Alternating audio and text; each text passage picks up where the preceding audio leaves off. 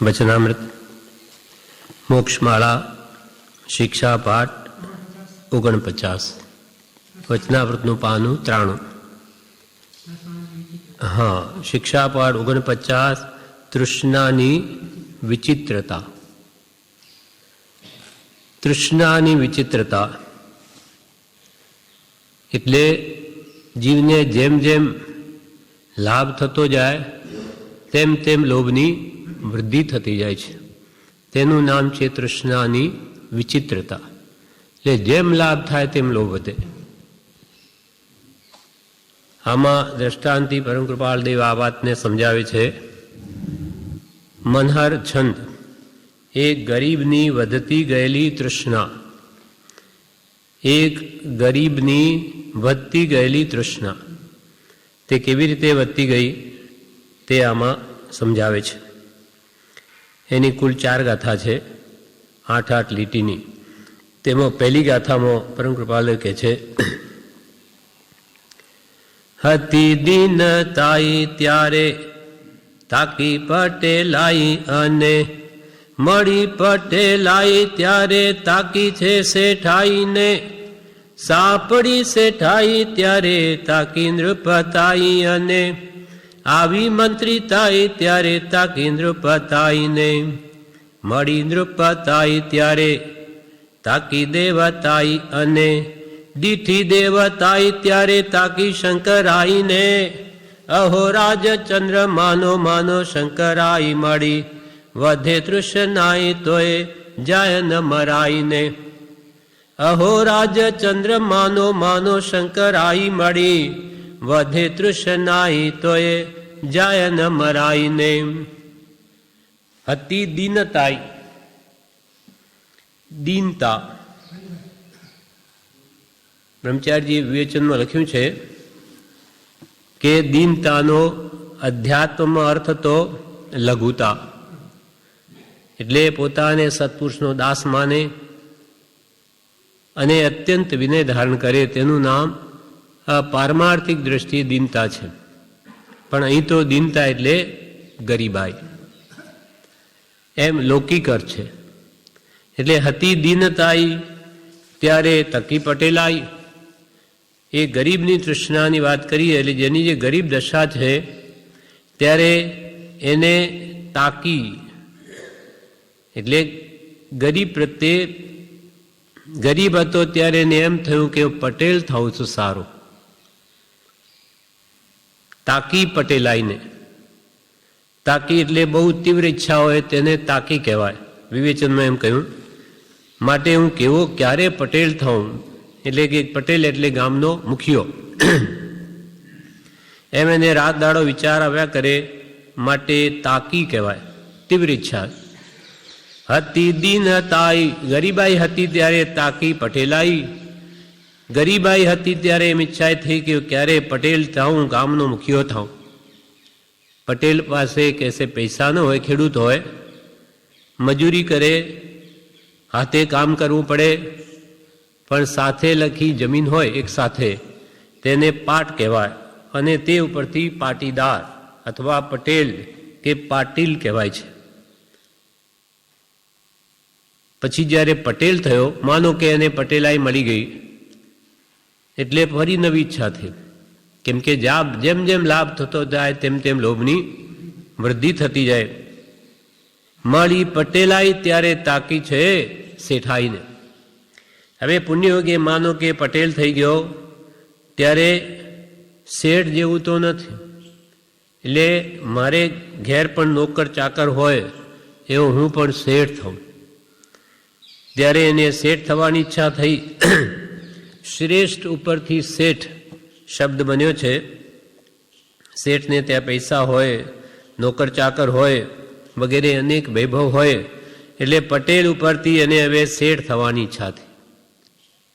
આ તો એક ગરીબની તૃષ્ણા બતાવીને આપણને કૃપાલય સમજાવે છે. પણ આપણા બધાની પણ તૃષ્ણા તો એવી છે. મોટે ભાગે જીવને જેમ જેમ મળતું જાય છે તેમ તેમ વિશેષ મેળવવાની ઈચ્છા જ રહ્યા કરે છે. સંતોષ ભાવ આવતો નથી. એટલે હંમેશા ગમે એટલો પૈસાદાર હોય તોય દુઃખી છે. કેમ કે સંતોષી નર સદા સુખી, જ્યારે તૃષ્ણાવાળો નર નિત્ય ભિખારી. વિશેષ મેળવવાની કામના છે માટે દુઃખી છે, એને સંતોષ નથી. જેટલું મળ્યું એમાં જો એને તૃપ્તિ હોય તો સુખી થઈ જાય. ભલે ને ગરીબ હોય પણ એને રોજી મળી ગઈ અને સંતોષ માની લે કે આજનું પેટ ભરાઈ ગયું, કાલની વાત કાલે, તો એ સુખી. અને ગમે એટલી ઇન્કમ આવક હોય પણ અંતરથી મને બહુ મળે, આ તો ઓછું છે, તો એ હંમેશા દુઃખી. એટલે આ સિદ્ધાંત જેવું થઈ ગયું કે સંતોષી નર સદા સુખી અને તૃષ્ણાવાળો નર નિત્ય ભિખારી. ભિખારીને જેમ મેળવવાની ઈચ્છા હોય તેમ જો પૈસાદારની જેવી ઈચ્છા હોય તો એ પણ ભિખારીની જેમ દુઃખી છે અંતરથી. એટલે કૃપાલ ઇન્દ્રના હૃદયમાં પ્રવેશ કર્યો તે પણ બિચારો દુઃખી હતો.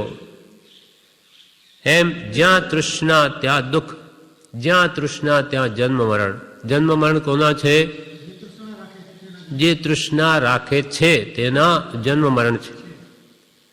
હતી દિન તાઈ ત્યારે તાકી પટેલાઈ, અને મળી પટેલાઈ ત્યારે તાકી છે શેઠાઈને.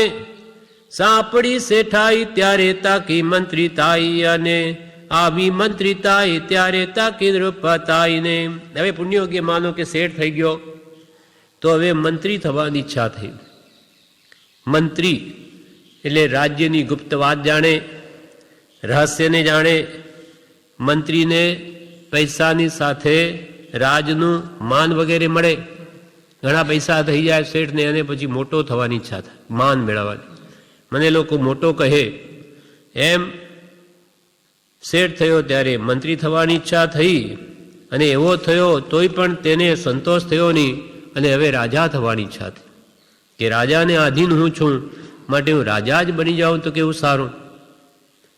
નૃપતિ સાપડી શેઠાઈ એટલે શેઠાઈ મળી ત્યારે તાકી મંત્રીતાઈ, અને મંત્રી પણ આવી ગયો ત્યારે તાકી નૃપતાઈને. નૃપ એટલે રાજા, નૃ એટલે મનુષ્ય, નૃપતિ એટલે મનુષ્યોનો પતિ, રાજા. રાજા પ્રજાનો પાલનાર એવો હું થાઉં. હવે રાજા થઈ ગયો એટલે એને કુળદેવીની વગેરેની આરાધના કરવી પડે. એટલે એના કરતો તો મારે જેની આરાધના કરવી પડે એવો દેવ થવું તો સારું. આવી મંત્રીતાઈ ત્યારે તાકી નૃપતાઈને, મળી નૃપતાઈ ત્યારે તાકી દેવતાઈ, અને દીઠી દેવતાઈ ત્યારે તાકી શંકરાઈને. હવે રાજા થઈ ગયો ત્યારે દેવતા થવાની ઈચ્છા થઈ, અને દેવપણું પી પુણ્યયોગે માનો કે મળી ગયું ત્યારે શું ઈચ્છા થઈ? શંકરાય. શંકર એટલે મહાદેવ, એટલે દેવોનો પણ દેવ. પેલા શંકર વૈષ્ણવના નહીં, ત્યાં તો આપણા માટે તો દેવો નહીં, દેવ ભગવાન તીર્થંકરો છે, પણ આમાં મહાદેવ એટલે ઇન્દ્ર. દેવો ના પણ દેવ તે ઇન્દ્ર. એટલે એવી ઇન્દ્રની પદવીને હું પામું, કેમ કે દેવોને ઇન્દ્રોને આધીન રહેવું પડે, એટલે હું ઇન્દ્ર થઈ જાઉં તો સારું. એમ માનો કે પુણ્યયોગી ઇન્દ્ર થઈ ગયો તો શું તૃષ્ણા સમી જાય? તો કે ના, તો પણ નહીં. તૃષ્ણાનો તો કોઈ કાળે અંત છે જ નહીં. એકો તે તો આકાશના જેવી અનંત છે. આકાશનો જેમ છેડો નહીં તેમ ગમે એટલું એને પ્રાપ્ત થાય તો પણ એની તૃષ્ણા ઘટે નહીં, પણ જેમ મળે તેમ વધે.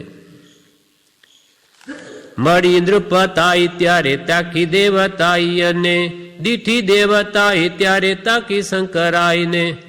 અહો રાજચંદ્ર માનો માનો શંકરાઈ મળી, વધે તૃષ્ણાઈ તો એ જાય ન મરાઈને. અહો રાજચંદ્ર, અહો આશ્ચર્ય છે. રાજચંદ્ર પ્રભુ કહે છે, પરમ કૃપાલય કહે છે કે અહો આશ્ચર્ય છે કે શંકરાઈ એટલે ઇન્દ્રની પદવી મળી ગઈ તો પણ વધે તૃષ્ણાઈ, તો પણ તૃષ્ણા સમી નહીં, તો એ જાય ન મરાઈ નહીં, તો પણ એ તૃષ્ણા મરતી નથી. એક દ્રષ્ટાંત આ રીતે ફરી સમજાવે છે કે આ સંસારમાં પ્રાણીને ગમે એટલું દુઃખ હોય, પોતે ઘરડો થઈ ગયો હોય, કુટુંબમાં ક્લેશ હોય, પૈસા ન હોય, અને પોતે વૃદ્ધાવસ્થાને લેડે કેડ વાંકી વળી ગઈ હોય, ચાલવા જતા લાકડી લેવાઈ ગઈ હોય, યુવાની હરાઈ ગઈ હોય, તો એ કહે છે મનથી આ રાંડ મમતા મરાતી નથી, એને રાંડ કહ્યું. કેમ આવા શબ્દો વાપર્યા? કે બધું જ ગયું છતાં પણ અંદરની આશા, તૃષ્ણા, આ દેહ પ્રત્યેની મમતા, મોહ જતો જ નથી. એ વાત અહીંયા પરમ કૃપાલદેવ બીજી ગાથામાં સમજાવે છે.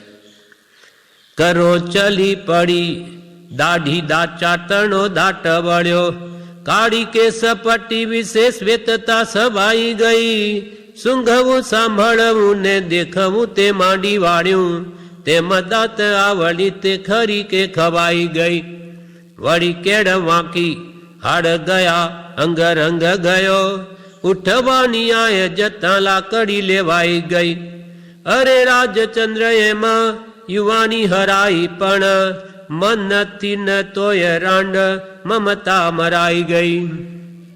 કરોચલી પડી. વિવેચનનો બ્રહ્મચારી કહે છે કે જીવને ગમે તેટલા દુઃખ પડે તો પણ સંસાર સુખની આશા એમાંથી જતી નથી.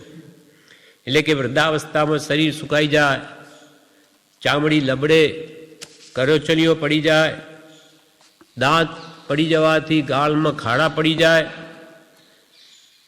કરોચલી પડી એટલે કરચલીઓ પડી ગઈ ચામડીમાં. પ્રતિ સમયે આ મરણ તરફ ધકેલાય છે, શરીર જૂનું થતું જાય, કાળ જૂનું ખાય છે, એટલે એને પ્રત્યેક વસ્તુને જૂની કરે છે. એટલે શરીર ગરડું થઈ ગયું. કરોચલી પડી દાઢી, દાઢી એટલે આ ડાચા, દાઢી ડાચા તણો દાંત વળ્યો, એટલે દાંત પડી જવાથી ડાચા એટલે ગળામાં, ગાલમાં દાંત વળ્યો, દાંત વળ્યો એટલે ખાડા પડી ગયા. કરોચલી પડી દાઢી ડાચા તણો દાંત વળ્યો, કાળી કેસ પટ્ટી વિશે શ્વેતતા છવાઈ ગઈ. કાળા વાળ હતા, કેશ પટ્ટી માથામાં કાળી હતી, તે હવે શ્વેતતા છવાઈ ગઈ.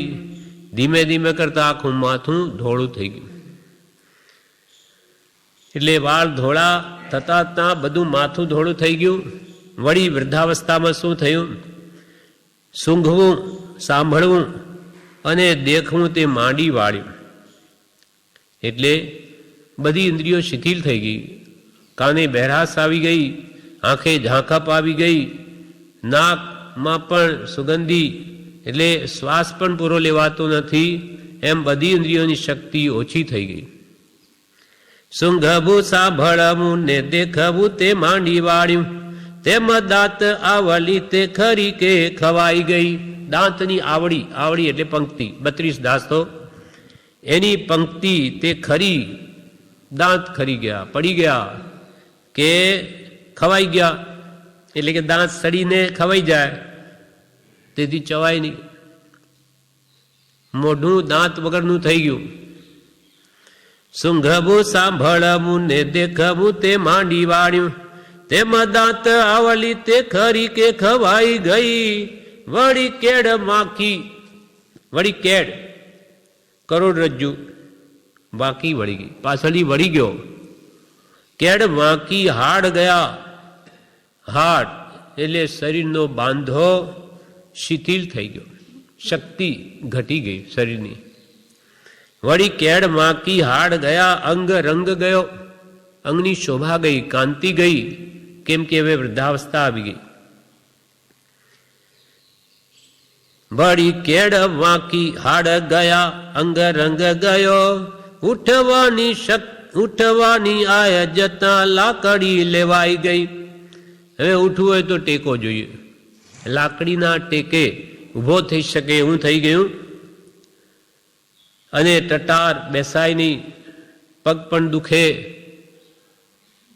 એમ કે છે. આવી સ્થિતિ થઈ ગઈ છતાં હે રાજચંદ્ર, એમ આખી યુવાન અવસ્થા નાશ પામી ગઈ છતાં પણ આ શરીર મારું છે એ મમતા એ નહીં ગઈ.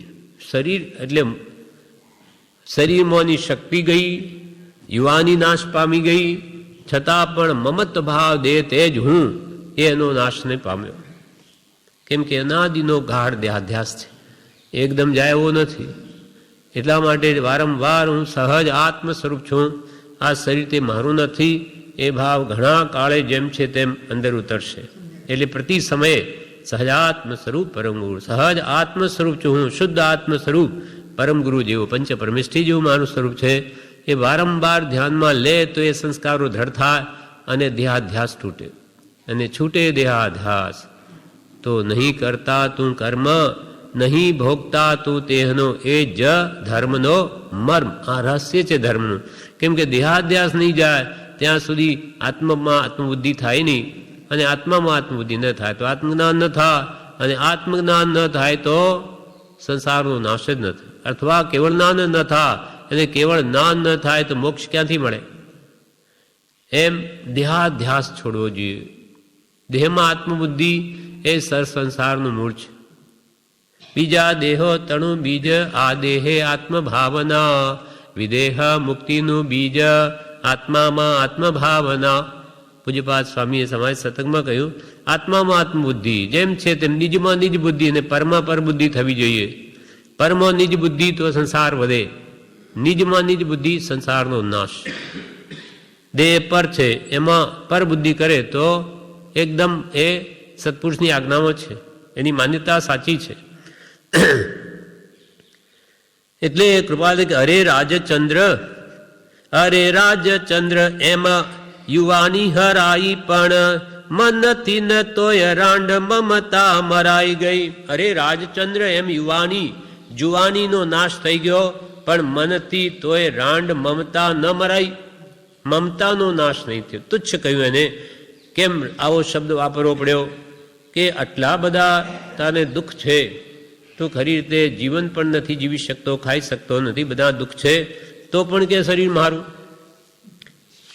એટલે એટલા બધા દુઃખમાં પણ એને ભાન થતું નથી. એટલે આવો શબ્દ કહેવો પડ્યો કે અરે આ મમતા રાંડ જેવી હજુ સુધી મરી નહીં. અર્થાત એ ઘણી જ તુચ્છ બુદ્ધિ છે દેહમાં આત્મબુદ્ધિ જ્ઞાનીઓની દ્રષ્ટિએ. કેમ કે એને લઈને તો આખો સંસાર છે. દેહ તે મારો નથી તો પછી ઇન્દ્રિયો મારી નહીં, ઇન્દ્રિયો મારી નહીં તો વિષયો મારે શા માટે મેળવવા? વિષયો પ્રત્યે ઈચ્છા નથી તો કશાયો થાય નહીં, અને કશાય નહીં થાય તો પછી જ્ઞાન જ થઈ જાય. એટલા માટે એવો શબ્દ વાપરવો પડ્યો. હવે પરમ કૃપાલદેવ ત્રીજી ગાથામાં કહે છે કે ગમે તેટલું દુઃખ આવી પડે તો પણ સંસારમાં સુખ છે એ એની સુખ બુદ્ધિ અથવા સંસારના પદાર્થોથી સુખ મેળવવાની ઈચ્છા એ એની જતી નથી. ગમે એટલે ત્યાં દુઃખ પડે તો. એટલે કેટલો દેહાધ્યાસ ગાઢ છે. દેહમાં સુખ છે, સંસારમાં જ સુખ છે એવી એની દ્રઢ માન્યતા થયેલી છે. એટલે કેવા દુઃખ હોય છતાં એનો આ મોહ દેહ પ્રત્યેનો જતો નથી. એ વાત હવે ત્રીજી ગાથામાં સમજાવે છે. કરોડોના કરજના શિર પર ડંકા વાગે, કરોડોના કરજના શિર પર ડંકા વાગે, રોગથી રૂંધાઈ ગયું શરીર સુકાઈને, પુરપતિ પણ માથે પીડવાને તાકી રહ્યો, પેટ તણી બેઠ પણ શકે ન પુરાઈને, પિતૃઓને પરણીતે મચાવે અનેક ધંધા, પુત્ર પુત્રી ભાકે ખાઉં ખાઉં દુઃખદાયીને, અરે રાજચંદ્ર તોય જીવ જાવા દાવા કરે, જંજાલ છંડાય નહીં તજી તૃષ્ણાઈને, અરે રાજચંદ્ર તોય જીવ જાવા દાવા કરે, જંજાલ છંડાય નહીં તજી તૃષ્ણાઈને. કરોડોના કરજના શિર પર ડંકા વાગે. એટલે ગમે તેટલું દેવું થયું હોય તો પણ આ જીવને આ દેવું મટી જશે, ફરી પૈસા આવશે એવી એની આશા રહ્યા કરે, ઈચ્છા. કૃપાલે કે આ પ્રાણી સાથી જીવે, કાં તો ઈચ્છાથી આશાથી જીવે, કાં જ્ઞાનથી જીવે. આત્મજ્ઞાન તો છે નહીં આપણને, એટલે આ જીવ આશાથી જીવે. આત્માનું સુખ તો મળ્યું નહીં એટલે મને બીજું ઇન્દ્રિય સુખ મળશે સંસારમાં, ભલે આજે નહીં તો કાલે મળશે, એમ આશા રહ્યા કરે એને. આશાથી ગમે એટલા દુઃખ હોય તો પણ કંઈ નહીં, તો બધું જશે, ફરી સુખ આવશે. એમ કરોડોના કરજના એટલે દેવાના જાણે શિર પર ડંકા વાગતા હોય તો પણ એ ડવું ટળશે અને ફરીથી મને સુખ મળશે, એમ જ એને રહ્યા કરે. રોગથી આખું શરીર રૂંધાઈ ગયું હોય, એટલે ગમે તેટલું શરીર રોગી હોય છતાં પણ આ બધું એ તો સારું થઈ જશે મને, એવી ભયંકર વ્યાધિ થઈ હોય જીવલેણ, તો એના આ તો દવાઓથી બધું મારે મટી જશે, બીજાને નથી મટ્યું પણ મારે કદાચ મટી જાય, આમ આશા રહ્યા કરે ને. કરોડોના કરજના શિર પર ડંકા વાગે, રોગથી રૂંધાઈ ગયું શરીર સુકાઈને, પૂરપતિ પણ માથે પીડવાને તાકી રહ્યો, પેટ તણી વેઠ પણ શકે ન પુરાઈને. રોગથી તો રૂંધાઈ ગયું શરીર સુકાઈને, રોગથી બધું સુકાઈ ગયું, લોહી બળી ગયું, લોહી કાંતિ ચાલી ગઈ, અને ચારે બાજુ રોગે શરીરને ઘેરી લીધો, અને માથે વળી માનો કે પૂરપતિ એટલે રાજા પણ માથે પીડવાને તાકી રહ્યો. કોઈ રીતે એના અપરાધના કારણે કે કોઈ રીતે રાજા પણ એને દુઃખ આપતો હોય તો પણ મનમાં શું રહે, કંઈ નહીં, આ રાજ્ય છોડીને બીજા રાજ્યમાં જઈને રહીશું. પહેલાં તો રાજાઓનું રાજ્ય હતા, તો કે ભાઈ આ રાજ્ય તો બીજા રાજ્યમાં જઈને રહીશું, આજે આ દેશ નહીં તો બીજા દેશમાં જઈને રહીશું, પણ અહીંયા સુખ ન મળે તો બીજે મળશે, એમ જીવને સુખની આશા જ રહ્યા કરે. પૂરપતિ એટલે રાજા પણ માથે પીડવાને તાકી રહ્યો, તો બીજા રાજાના રાજ્યમાં જઈને રહીશું. પેટ તણી વેઠ પણ શકે ને પુરાઈને. પેટની વેઠ એટલે આખો દિવસ મહેનત કરે પણ પેટ પૂરું ભરાતું ન હોય, પૂરતું માંડ મળે એવા પણ જીવો હોય કે આખી મહેનતના અંતે પણ માંડ પેટ પૂરતી થાય. આવું હોય તો પણ નહીં, સુખ તો સંસારમાં જ છે, કેમ કે એને આત્માનું સુખ હજી જાણ્યું નથી, સાંભળ્યું નથી, શ્રદ્ધ્યું નથી, માટે એની સુખ બધી તો ત્યાં જ રહે. પૂરપતિ પણ માથે પીડવાને તાકી રહ્યો, પેટ તણી વેઠ પણ શકે ન પુરાઈને. વળી કેવા કેવા દુઃખ હોય તોય મોહ જતો નથી. તે કહે છે પિતૃ એટલે પિતા, પરણી એટલે પોતાની પરણેલી સ્ત્રી. પિતૃ અને પરણીતે મચાવે અનેક ધંધા, એટલે એ સ્ત્રી અનેક પ્રકારના ધંધ એટલે તોફાન મચાવે તો પણ મોહવશ સારું લાગે. એમ અનેક પ્રકારના ધંધ એટલે તોફાન કરે. પિતૃ અને પરણીતે મચાવે અનેક ધંધ એટલે તોફાન. પુત્ર પુત્રી ભાખે ખાઉં દુઃખદાયીને. વળી કુટુંબ મોટું થયું હોય અને એક પુત્ર હોય પુત્રી હોય, એ પણ ખાવા પીવા વગેરેની વસ્તુઓ માંગ કરે, પજવે, લાવો મને આપો. સ્ત્રી હોય કે ઘરેણા કરાવો, છોકરાઓ હોય તો પૈસા આપો, કપડાં લાવો, આમ અનેક પ્રકારે માંગ કરે. પુત્ર પુત્રી ભાખે ખાઉં દુઃખદાયીને. દુઃખદાયી કેમ કહ્યું કે દુઃખને દેવાવાળી એવી મમતા ને તે ધરાવનાર છે, એને મોહ છે. ગમે એટલી સ્ત્રી પુત્ર આદિ દુઃખ આપે તો પણ એ મારા છે ને. એકવાર એક શેઠને એક ઓટલા પર બેઠા આમ દુઃખી થતા રડતા હતા, તે રસ્તામાં જતા કોઈએ કહ્યું કે કાકા કેમ રડો છો? તો કે ના, એક સાધુ પુરુષે કહ્યું કેમ રડો છો, કેમ શું દુઃખ છે?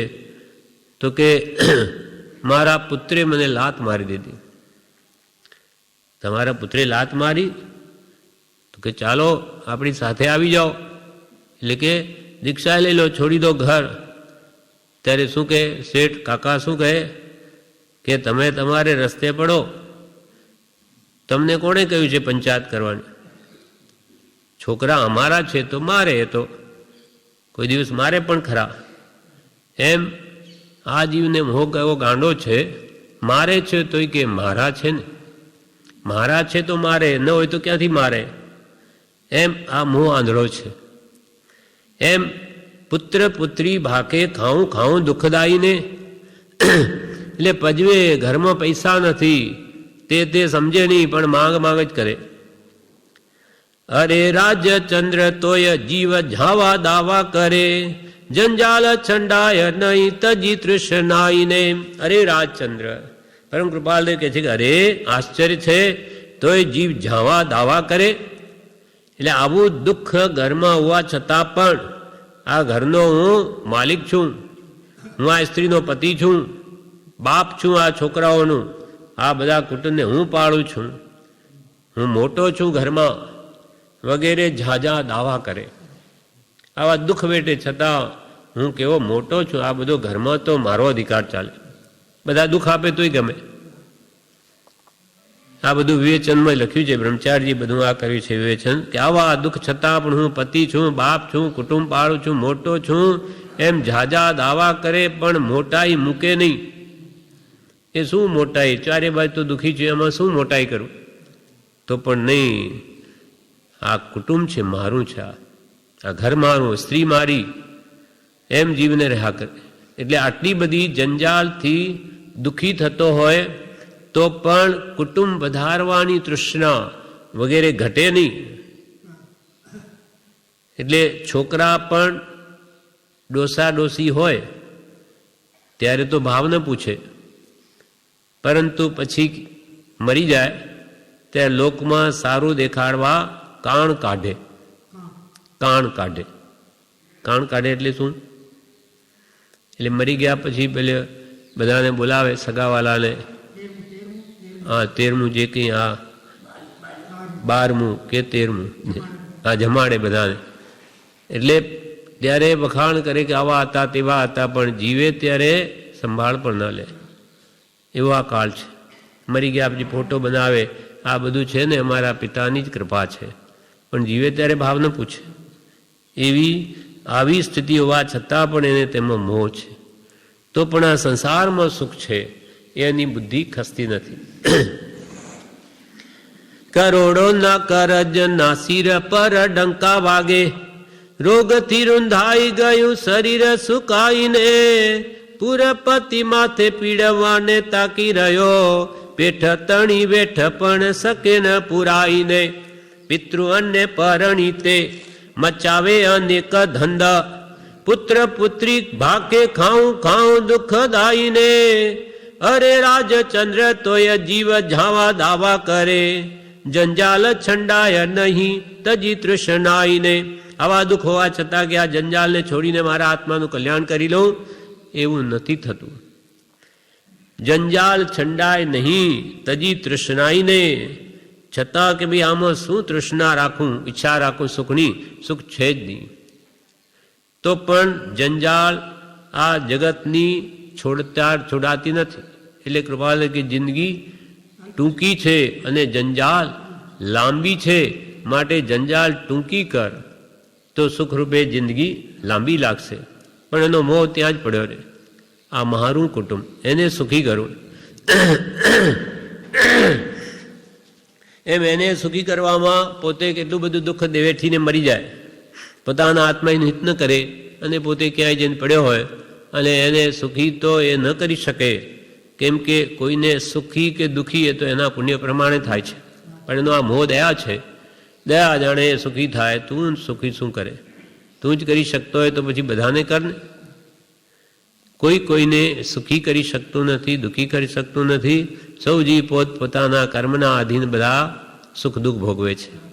એ વાત એને સમજાઈ જાય તો એને પરભવનું ભાતું બાંધે કે મારા સાથે શું આવશે, હવે મારો ફરજ પૂરો થયો, છોકરા મોટા થયા, એમનું કમાતો એમ એમના કર્મ એ જાણે, મારે કે એના માટે આ જિંદગી આખી ગાળી નાખવી, તો આ શું મને કે બચાવવાના છે દુર્ગતિએ જતા?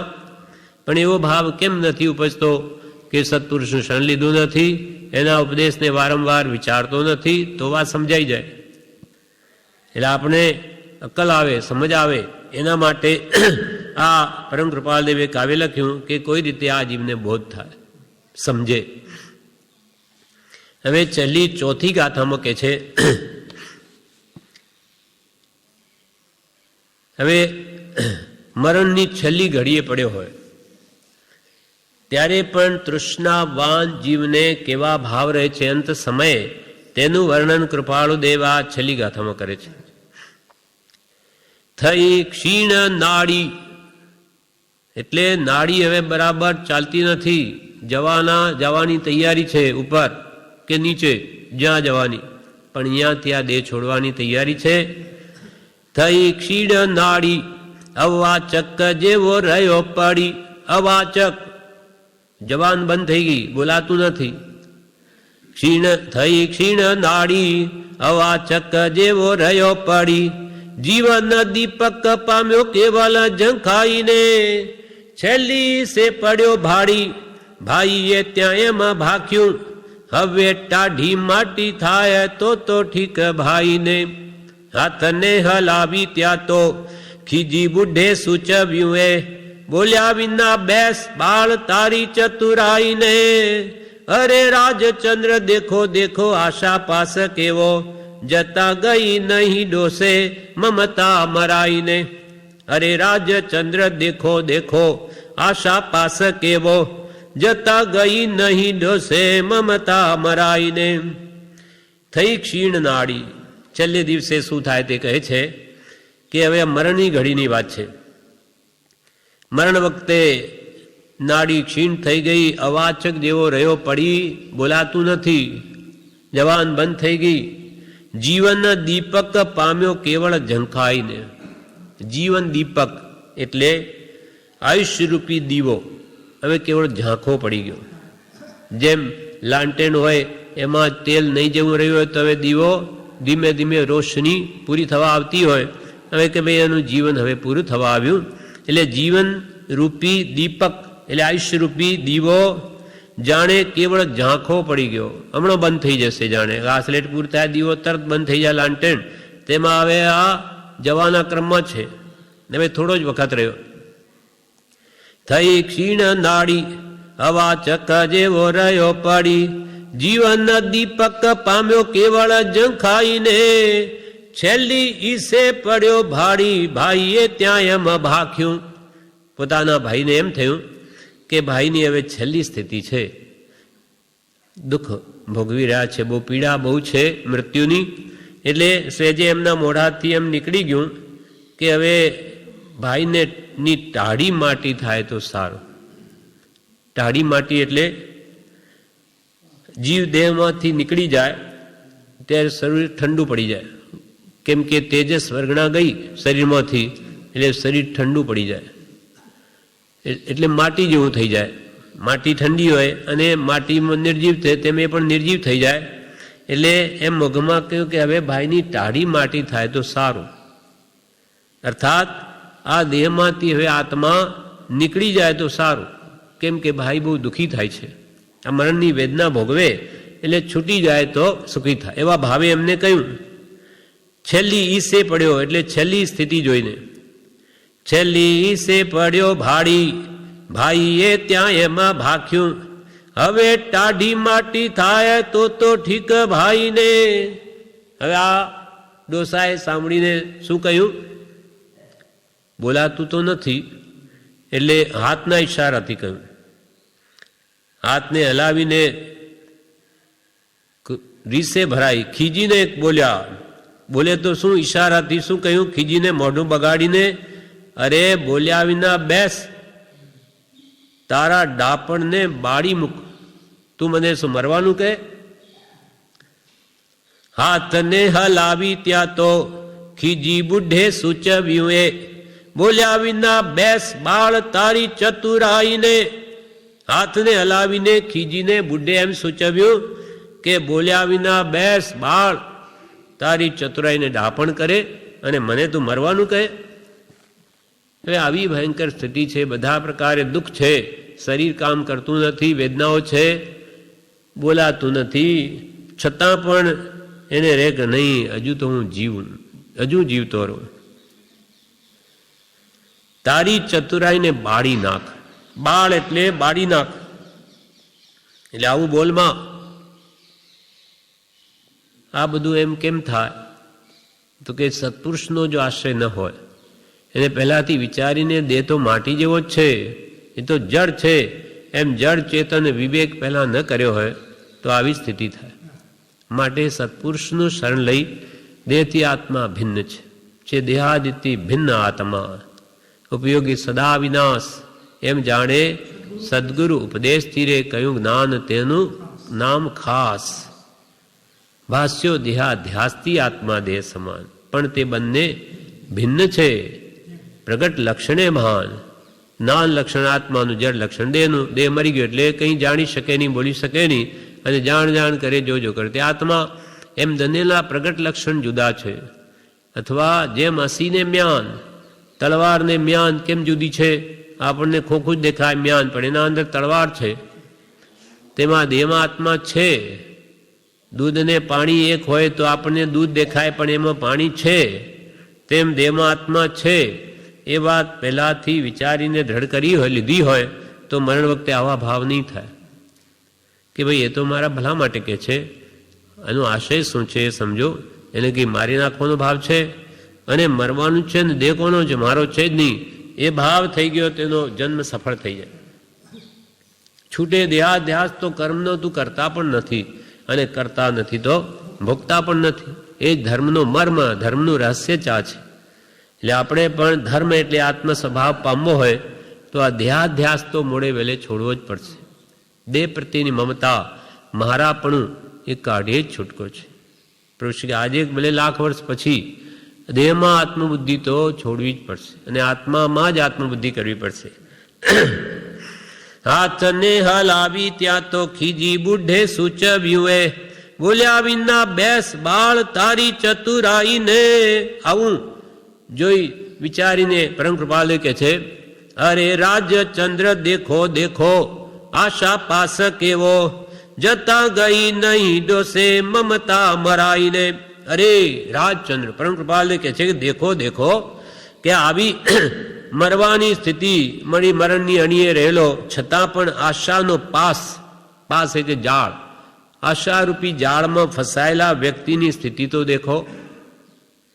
તૃષ્ણાથી ઘેરાયેલા જીવની હાલત જુઓ. અરે રાજચંદ્ર દેખો દેખો, આશા પાસ કેવો, કે જતા ગઈ નહીં ડોસે મમતા મરાઈને. એટલે આયુષ્ય ગયું, જતા એટલે આયુષ્ય પૂરું થતાં પણ આ દેહ મારો છે એવો મમત્વ ભાવનો નાશ નહીં થયો. નહીં થાય તો એ દેહ જવાનો. આપણને દેહને ગમે એટલો મારો કહીએ તેથી શું રહી જાય? તો એ જવાનો તો છે જ, પણ અંદરથી તું મમત્વ ભાવ કાઢી નાખે ને આત્મામાં આત્મબુદ્ધિ કરે તો તરી જાય. અને દેહમાં મમતા રાખીશ તો ફરી દેહ નિયમા મળશે. નિયમથી ફરી દેહ ધારણ કરવો જ પડશે, કેમ કે તને દેહમાં આત્મબુદ્ધિ છે, દેહ તે જ હું, એમાં મોહ છે તો ફરી દેહ મળશે. માટે દેહ નાશ થતાં પણ એના મારાપણાનો નાશ થયો નહીં, અને એ જ સંસારનું મુખ્ય કારણ છે.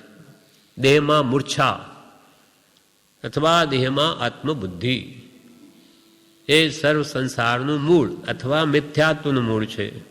અને એ જાય તો જ પછી દેહ તે હું નહીં, હું આત્મા છું, ત્યાર પછી બીજા પદો છે.